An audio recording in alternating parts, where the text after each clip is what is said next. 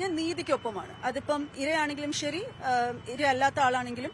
രാഹുൽ മങ്കൂട്ടത്തിനെതിരായി പരാതി നൽകിയ യുവതിയുടെ പേരും മറ്റ് വിശദാംശങ്ങളും വെളിപ്പെടുത്തുന്ന തരത്തിലുള്ള ഇടപെടൽ ഉണ്ടായി എന്ന പേരിൽ ആക്ടിവിസ്റ്റായ രാഹുൽ ഈശ്വറിനെ സൈബർ ക്രൈം പോലീസ് കസ്റ്റഡിയിലെടുത്തിരിക്കുകയാണ്. രാഹുലിന്റെ ഭാര്യ ദീപ എന്നോടൊപ്പം ചേരുന്നു. ഇത് എപ്പോഴായിരുന്നു ഈ സംഭവം? എപ്പോഴാണ് കസ്റ്റഡി എടുത്തത്? ഒരു വൈകുന്നേരം ഒരു 4:30 കൂടി വീട്ടിൽ വന്നായിരുന്നു. എന്നിട്ട് കൂടെ വരണം എന്ന് പറഞ്ഞിട്ടുണ്ടായിരുന്നു. അപ്പൊ പിന്നെ ഞാനും കൂടെ ഇറങ്ങി. അവര് നമ്മുടെ വണ്ടിയിൽ തന്നെ നമുക്ക് വരാം എന്ന് പറഞ്ഞു. കൂടെ ഒരു പോലീസ് ഓഫീസറും കയറി.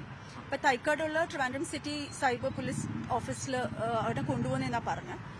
പിന്നെ വന്നുകൊണ്ടിരിക്കുന്ന മധ്യയാണ് പറഞ്ഞത് അവിടെ വേണ്ട, AR ക്യാമ്പിലേക്ക് പോകണം. അങ്ങനെ AR ക്യാമ്പിലേക്ക് കൊണ്ടുപോയി ഇപ്പൊ ചോദ്യം ചെയ്തുകൊണ്ടിരിക്കുകയാണ്.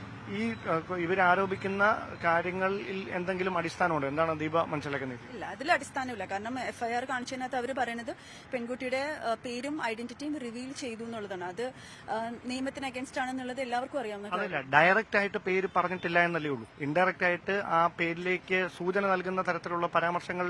എന്താണ് ഈ സൂചനയൊക്കെ വളരെ ഞാൻ പറയാം. ഇപ്പോൾ താങ്കൾക്കെതിരെ സമാനമായ ഒരു ആക്ഷേപം ഇരുന്നു, അല്ലെങ്കിൽ താങ്കൾ ഇങ്ങനെ ഒരു പരാതി കൊടുക്കുന്നു. അപ്പോൾ താങ്കളുടെ പേര് പറയുന്നതിന് പകരം രാഹുൽ ഈശ്വറിന്റെ ഭാര്യ എന്ന് പറഞ്ഞു കഴിഞ്ഞാലും അത് താങ്കളിൽ തന്നെ എത്തി നിൽക്കില്ല. അങ്ങനെ പറഞ്ഞോ?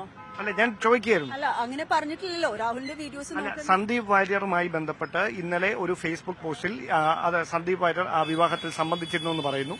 അതിന്റെ ഡേറ്റ് പറയുന്നു. അപ്പൊ സ്വാഭാവികമായി വളരെ പെട്ടെന്ന് തന്നെ ആ ഡേറ്റ് കണ്ടെത്താനും ആ ഫോട്ടോ എടുക്കാനുമുള്ള ഒരു അവസരം ഉണ്ടായെന്നാണ് നമ്മൾ അങ്ങനെയാണ് മനസ്സിലാക്കുന്നത്. അല്ല, നമ്മൾ ഈ പേരിനോട് വളരെ ചേർന്ന് നിൽക്കുന്ന കമന്റ് പറയുന്നു എന്ന് പറയുമ്പം അത് ഓരോരുത്തർക്കും ഓരോന്നല്ലേ. എത്ര ചേർന്ന് നിൽക്കുന്നു, എത്ര ചേർന്ന് നിൽക്കുന്നില്ല എന്നുള്ള ഓരോരുത്തരുടെ സബ്ജക്റ്റീവ് ആയിട്ടുള്ള കാര്യമാണ്.